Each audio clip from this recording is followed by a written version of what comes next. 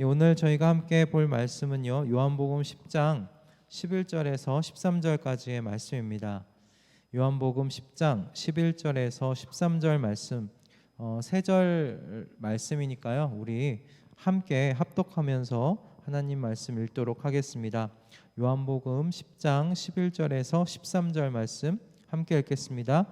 나는 선한 목자이다. 선한 목자는 양들을 위하여 자기의 목숨을 버린다. 삭구는 목자가 아니요 양들도 자기의 것이 아니므로 이리가 오는 것을 보면 양들을 버리고 달아난다. 그러면 이리가 양들을 물어가고 양떼를 흩어버린다. 그는 삭군이어서 양들을 생각하지 않기 때문이다. 아멘. 오늘 이 본문의 말씀을 가지고요, 자녀, 그 이름이 가진 희망과 소망이라는 제목으로 주님께서 주신 은혜를 함께 나누도록 하겠습니다. 12월 그 연말이어서 그런지 확실히 다른 모든 달과는 다른 것 같습니다. 송년 모임이 이곳 저곳에서 바삐 있는 걸 보면 말입니다. 저도 지난 그 수요일 저녁에 정말 오랜만에 청년 시절을 함께 보냈던 분들을 만났었습니다. 그 5, 6년 만에 뵙는 분들도 계셨고요. 대개는 1, 2년 만에 그 얼굴을 마주하는 분들이었어요. 함께 식사 후에 이야기를 하면서 함께 있던 분의 첫째 아이의 이야기를 듣게 되었습니다. 그 첫째 아이가 그 ADHD라는 이야기를 듣게 된 거예요. 학교 선생님이 너무 이 아이가 산만하니까 부모님한테 연락을 해서 한번 정신과 상담을 받아보면 어떻겠느냐고 권유했더라는 거예요. 그래서 검사를 받아봤더니 ADHD라는 판정이 나왔다는 겁니다.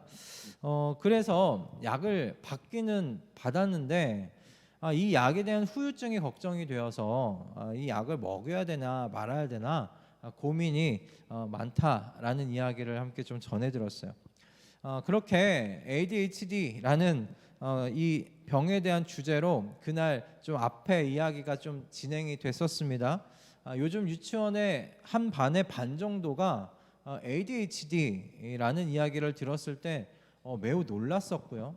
그리고 ADHD의 이 범위가 그리고 또 의외로 넓어서 그것 때문에 또 놀랐습니다. 정리정돈 못하는 것, 여러분, 그것도 ADHD에 속한다고 하더라고요. 그리고 시간 약속 지키는 걸 어려워하는 그 경우도 ADHD에 속한다고 합니다. 증상의 범위가 생각보다 꽤 넓었어요. 그렇게 오랫동안 서로 묵혀두었던 이야기들을 나누다가 집으로 돌아오게 되었는데, 제가 집에 돌아와서 늦은 시간이었음에도 불구하고 제 아들을 붙잡고 한 것이 있었습니다. 제가 뭘 했을까요? ADHD인지 제 아이가 ADHD인지 인터넷으로 간단하게 이렇게 알아볼 수 있는 검사지가 있더라고요. 그래서 그걸 가지고 아들을 한번 검사를 해봤습니다. 이유는 다른 게 아니에요. ADHD 범위 안에 정리정돈을 못하는 것도 포함이 되어 있어서 검사를 한번 진행해 보게 되었어요. 워낙 저희 아들이 그 정리정돈이 안 되어서 걱정이 됐던 거죠. 오는 차 안에서 내내 아들 생각이 났고, 그래서 집에 도착하자마자 간단하게 질문지로 검사를 해보게 되었습니다. 네, 자, 누군가는 그래서 이런 제가 유별나다고 생각을 하게 될지도 모르겠어요. 유별나다 생각할 수도 있겠지만 저는 이 모습이 부모의 모습이라는 생각이 들었습니다. 부모의 당연한 모습이라고 생각했어요. 왜냐하면 부모는 자녀를 보살필 책임과 의무가 있기 때문입니다. 자녀를 잘 먹이고 잘 재우는 그 역할만 해서는 부모의 의무와 책임 다 했다 말할 수 없다 생각이 들어요. 자녀의 정신적인 건강을 유심히 살피고, 그리고 그 건강을 유지해 주어야 할 책임과 의무가 부모에게 있습니다.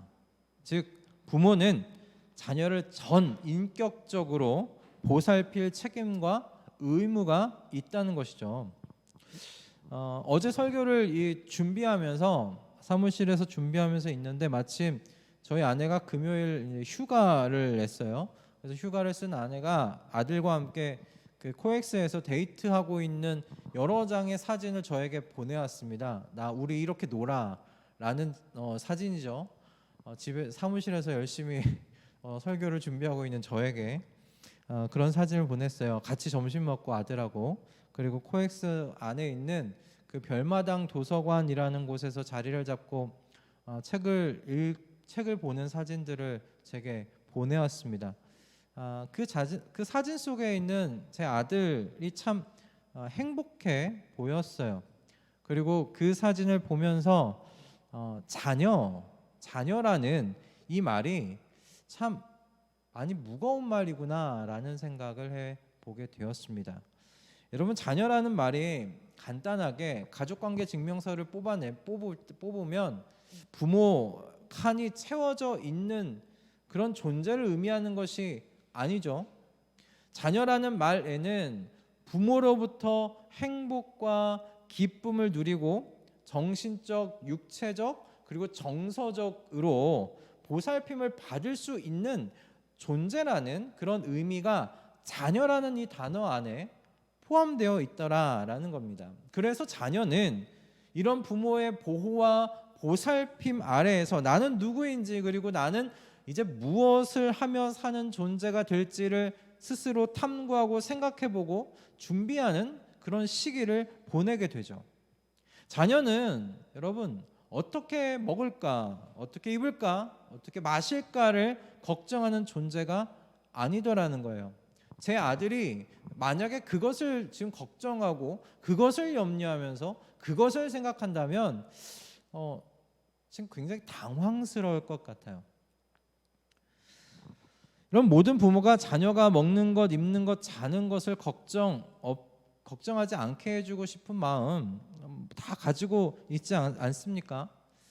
모든 부모가 가지고 있는 바로 이 마음이, 저는 자녀가 이런 모든 것들을 누려야 하는 존재라는 사실을 이야기해주고 있다. 저는 그렇게 생각이 들었어요. 다만 모든 이 부모들이 처한 각자의 그 상황들이 있기 때문에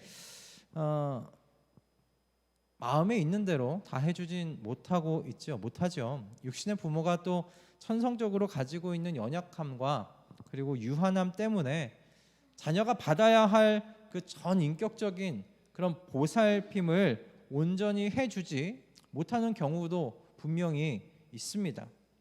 그런데요, 여러분, 그런 육신적인 부모를 생각해 볼 때 반대로 하늘에 계신 우리의 아버지를 생각해 보면 어떨까요? 그분은 완전히 다르시죠. 물론 육신의 부모가 자녀에게 행하는 그런 외적인 모습 속에서 하늘에 계신 아버지께서 자녀들에게 행하시는 것과 그런 유사한 점들도 발견될 수 있습니다. 그러나 우리 모두가 인정하는 건 뭐냐면 육신의 부모와 하늘에 계신 우리 아버지, 그 아버지와의 차이는 질적으로 다르다라는 것입니다. 오늘 우리가 읽은 본문에서 주님께서는 자기 자신을 이렇게 소개하십니다. 나는 선한 목자다라고 말씀하세요. 선한 목자다. 바로 한 줄 위에서는 나는 양의 문이다라고 말씀하셨는데 오늘 이 본문에서는 나는 선한 목자라고 말씀을 하십니다. 여러분, 선한 목자라는 이 말씀을 이렇게 들을 때 어떤 말씀 혹시 이렇게 떠오르십니까? 선한 목자 말씀을 딱 들었을 때 뭐가 혹시 떠오르십니까? 어떤 말씀이? 저는 그 시편 23편이 떠올랐습니다. 선한 목자를 말씀하실 때 시편 23편이 떠올랐는데 시편 23편의 말씀을 제가 좀 읽어드리도록 할게요. 주님은 나의 목자시니 내게 부족함 없어라. 나를 푸른 풀밭에 누이시며 쉴 만한 물가로 인도하신다. 나에게 다시 새 힘을 주시고 당신의 이름을 위하여 바른 길로 나를 인도하신다.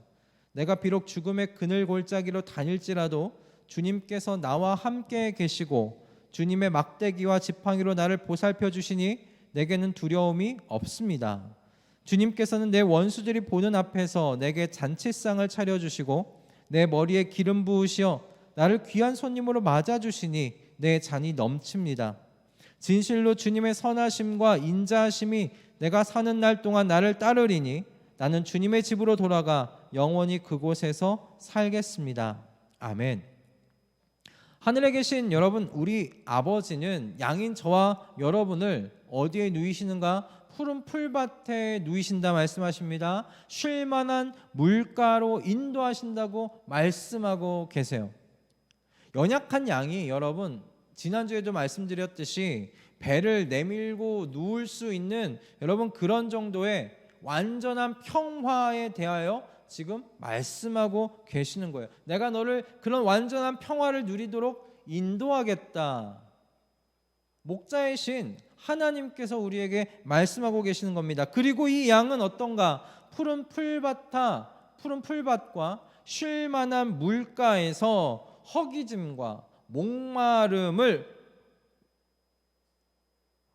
해결하고 있는 것을 보게 돼요. 완전히 그러한 모든 것에서 해방되는 것이죠.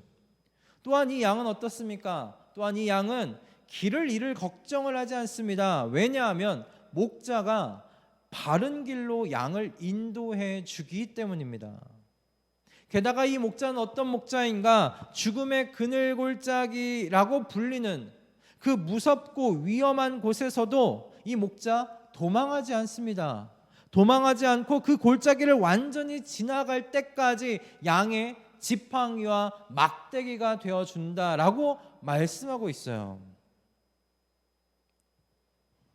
여러분, 이와 같은 목자가 바로 저와 여러분의 아버지시라는 겁니다. 여러분, 얼마나 완벽하고 완전한 아버지이십니까? 여러분, 이런 아버지를 생각할 때 요한복음 1장 12절의 말씀이 그냥 문득 떠올랐어요. 그러나 그를 맞아들인 사람들, 곧 그 이름을 믿는 사람들에게는 하나님의 자녀가 되는 특권을 주셨다. 아멘. 여러분, 과연 하나님의 자녀가 되는 건요, 특권입니다. 특권이에요. 방금 말씀드린 시편 23편에 나와 있는 이 목자가 저와 여러분의 아버지 되십니다. 이 아버지의, 이 완전하고 완벽하신 아버지의 자녀가 된다니, 여러분, 그 자녀됨 특권 아니겠습니까? 이 하늘에 계신 아버지께서는 자녀인 저와 여러분이 완전한 한 인격으로서 성장해 나아가는데 무엇 하나 부족함 없이 채워주실 하나님 아버지이십니다. 육신의 부모는 연약하고 유한하고 부족한 부분들이 있어서 자녀를 완전하게 다 마음같이 채워주지 못하지만 하늘에 계신 이 하나님 아버지, 우리의 아버지는 우리를 완전히 완벽하게 성장시켜 주시는 아버지시라는 거예요.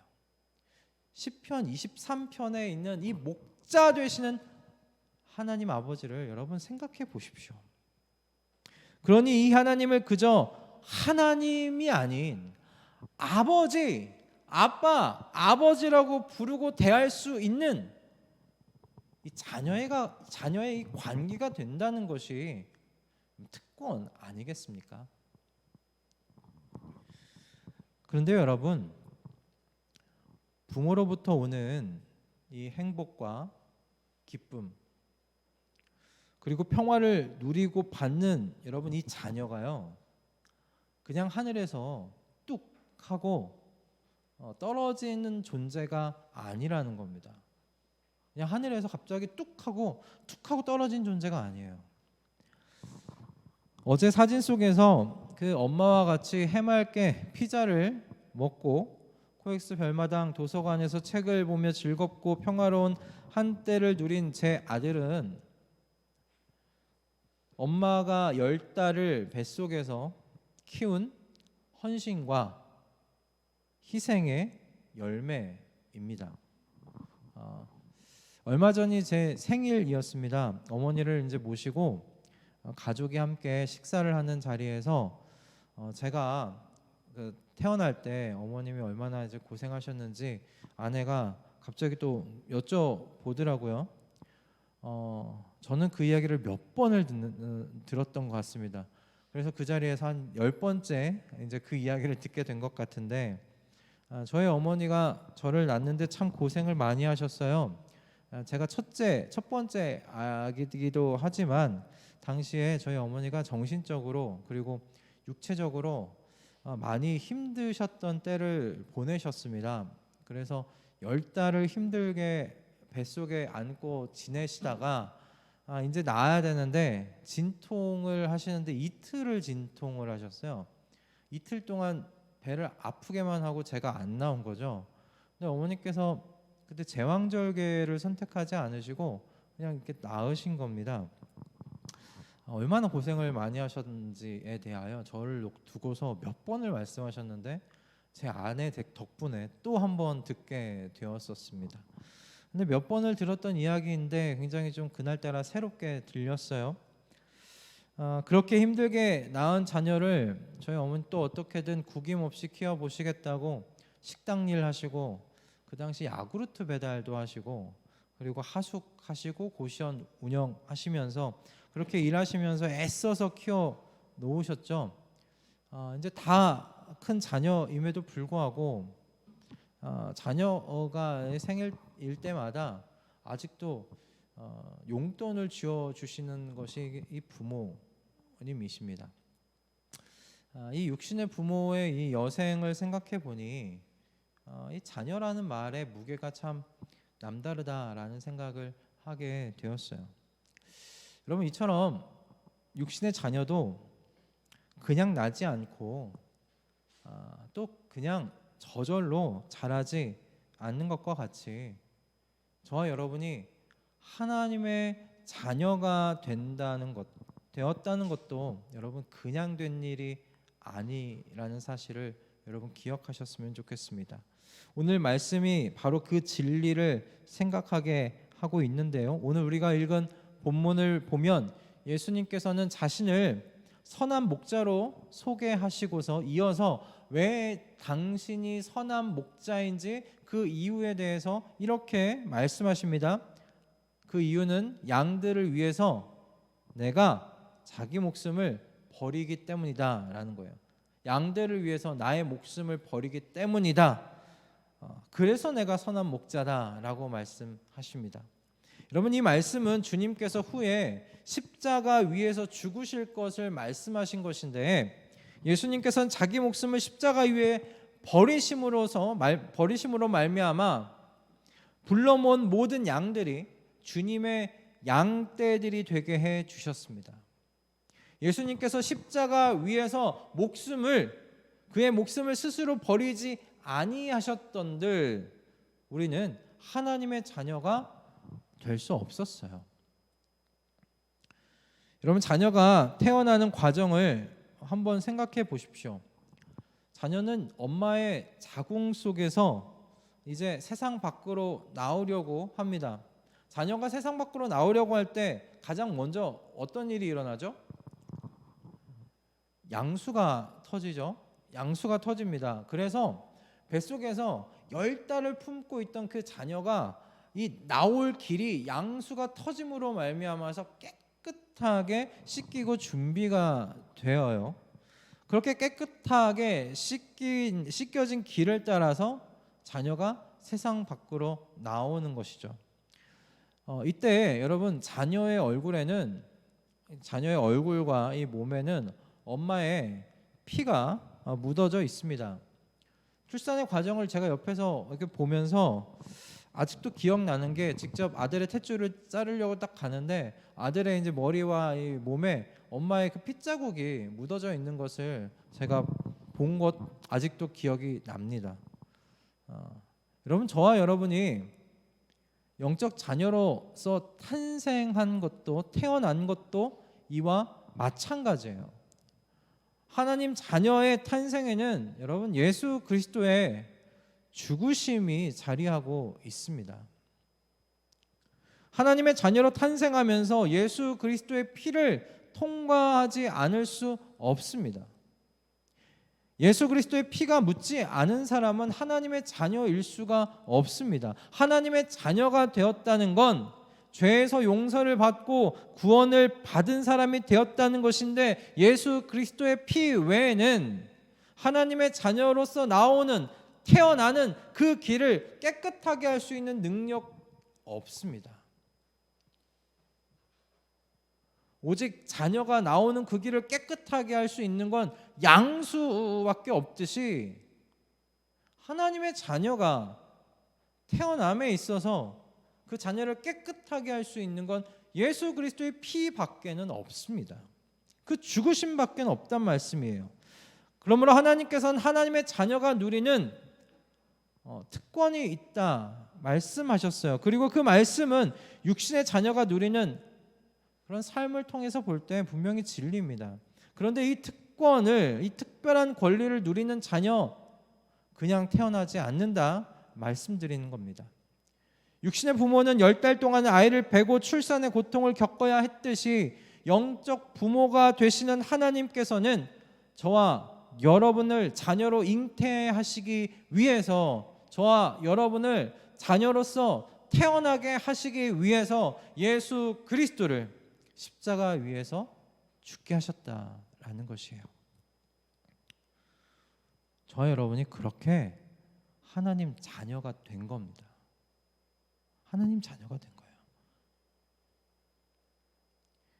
10달 동안 아이를 베고 출산의 고통을 겪어서 태어난 자녀를 아끼고 보살피는, 여러분, 육신의 부모를 우리가 생각해 볼 때, 앞에서 우리가 생각해 보지 않았습니까? 그런 부모를 생각해 볼 때 외아들 예수 그리스도의 죽음을 통해 태어난 자녀에 대한 하늘 아버지의 애정이 어떠시겠느냐라는 겁니다. 구약을 보면 그 야곱이라는 인물이 나옵니다. 저는 이 야곱이라는 인물을 그렇게 좋아하지 않아요. 이 권모술수가 능한 데다가 자녀들에 대한 편애가 심했던 사람이었기 때문입니다. 야곱은 자신이 사랑했던 라헬의 자녀들에 대한 애정이 남달랐죠. 그래서 다른 형제들이 시기 나게 할 정도였습니다. 라헬을 통해 난 요셉을 야곱이 특별히 사랑해서 요셉에게는 화려한 옷을 지어 입혔다는 이야기는 너무나 유명한 이야기이죠. 그리고 이 이야기만큼 야곱의 편애를 단적으로 드러내주는 이야기도 없습니다. 그렇게 야곱은 라헬을 사랑했는데, 그 라헬이 마지막에 죽으면서 낳은 자식이 바로 베냐민입니다. 자신이 사랑하는 아내가 마지막에 남긴, 여러분, 베냐민을 볼 때 야곱의 시선이 어땠을지 여러분 상상이 되십니까? 베냐민을 볼 때마다 야곱이 그가 그렇게 사랑했던 라헬을 떠올릴 수밖에 없었을 겁니다. 베냐민을 볼 때면 베냐민을 낳으면서 죽었던 자신이 사랑한 라헬을 생각했을 거예요. 특히나 요셉이 광야에서 들짐승에게 물려 죽었다는 그 거짓 소식을 들은 이후에 베냐민을 향한 편애는 더욱 심했겠죠. 훗날 이집트의 총리가 된 요셉이 형제들을 속이며 막내 아우인 베냐민을 이집트로 데리고 오라고 그렇게 말할 때 야곱이 보인 반응이 창세기 42장 38절에 이렇게 기록되어 있습니다. 야곱이 말하였다. 막내를 너희와 함께 그리로 보낼 수는 없다. 그 아이의 형은 죽고 그 아이만 홀로 남았는데 그 아이가 너희와 같이 갔다가 무슨 변을 당하기라도 하면 어찌하겠느냐. 너희는 백발이 성성한 이 늙은 아버지가 슬퍼하며 죽어서 스올로 내려가는 꼴을 보겠다는 거냐. 여러분, 이 야곱이 자신이 사랑했던 라헬이 마지막에 남긴 이 베냐민을 얼마나 사랑했는지, 그에 대한 애정이 얼마나 특별했는지 창세기 42장 38절 이 한 절에 다 담겨 있지 않습니까? 야곱의 눈에 보이는, 여러분, 베냐민은 그냥 베냐민 한 사람이 아니었어요. 야곱은 베냐민을 통해 그토록 사랑한 자신의 아내 라헬을 바라보고 있었던 겁니다. 이렇게 생각해 보면 이 구약에 나오는 인물 중에 야곱만큼 그 순해 보인 사람도 없는 것 같아요. 라헬을 얻기 위해서 14년을 라반의 집에서 일도 했으니 말이죠. 이렇게 육신의 사람 여러분 야곱도요. 그가 사랑하는 사람을 통해 낳은 자녀를요 아꼈고요. 그 자녀를 통해 자신이 사랑했던 사람을 바라보았었습니다. 저와 여러분의 하늘 아버지께 여러분, 그럼 저와 여러분은 어떤 존재이겠습니까? 하나님 아버지께서 저를 보실 때 그냥 정윤환이라는 이 한 사람으로만 보시겠느냐라는 거예요. 하나님 아버지의 눈은 이 정윤환이란 이 자녀를 낳기 위해서 십자가 위에 죽으신 그 예수 그리스도를 함께 보고 계시다라는 겁니다. 그렇기 때문에 지금 이 자리에 계신 저와 여러분을 향한 주님의 사랑을 이 온 우주 만물을 통틀어 그 어떤 것도 끊을 수 없다고 사도 바울이 선포하는 것이 아니겠습니까? 그래서 제게는 자녀라는 이 말이요 2023년 새로운 한 해를 맞이하기 전 격려가 되었고요. 그리고 힘이 되었습니다. 자녀라는 이 말에 소망과 희망이 숨겨져 있었기 때문입니다. 제 아들은 저희의 부부인 아들이기에 내년 2023년에도 올해와 똑같이 저희 부부의 사랑과 격려와 지지를 받으며 지내게 될 겁니다. 우리 부부는 변함없이 사랑으로 제 아들을 2023년에도 양육할 겁니다. 많은 것이 부족한 육신의 부모일지라도 여러분 이 2023년을 앞두고 자녀에게 이와 같은 마음을 가지고 있다면 하늘에 계신 우리 아버지는 어떠시겠습니까?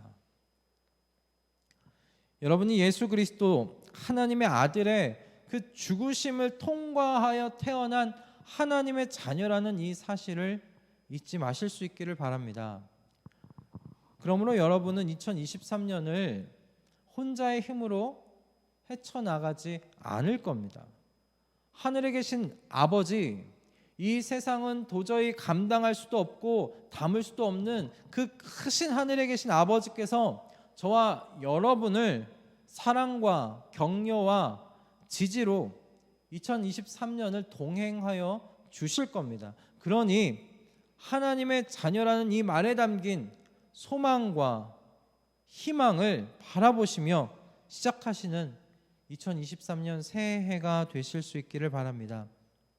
하나님의 사랑하는 외아들 예수 그리스도의 죽음을 통과하여 태어난 하나님의 자녀들을 하늘에 계신 하나님 아버지께서 반드시 보살피시며 바른 길로 인도하십니다. 이 진리를 굳게 붙잡으시고 하나님의 자녀됨 안에 있는 이 소망과 희망을 붙잡고 2023년을 살아 나아가시는 우리 모두가 되실 수 있기를 주님의 이름으로 축복합니다. 할렐루야, 아멘.